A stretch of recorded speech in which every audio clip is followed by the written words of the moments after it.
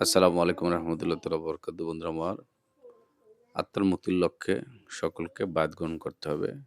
সেক্ষেত্রে নারী অথবা পুরুষ কোনো আলাদা বিষয় নয়। নারী এবং পুরুষ একই অঙ্গে মানে এক। নারী এবং পুরুষ যখন আলাদা, আলাদা থাকে তখন আলাদা, আলাদা একটি পার্ট থাকে। যখন তারা একসাথে একত্রে মিলিত হয় তখন একটি পার্ট হয়ে যায়। ২, ২ এক মনে হয়। সেক্ষেত্রে নারী পুরুষ উভয়কেই আল্লাহ রসুলের আশিক হতে হয়। তো আমাদের মাঝে আমাদের ফারজানাও রয়েছে তরিকতপন্থী। আপনাদেরকে সালাম দিবে।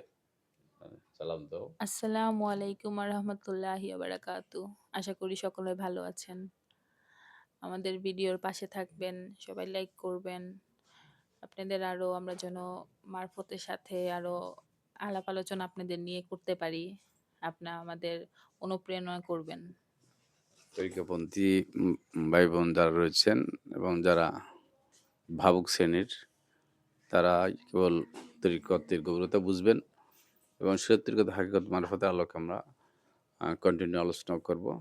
আপনারা উৎসাহ দিলে আমরা আরো সুন্দর, সুন্দর নতুন, নতুন টেকনিকে আমরা আলোচনা করব ইনশাআল্লাহ আজিজ। সকলে ভালো থাকুন, সুস্থ থাকুন। ধন্যবাদ।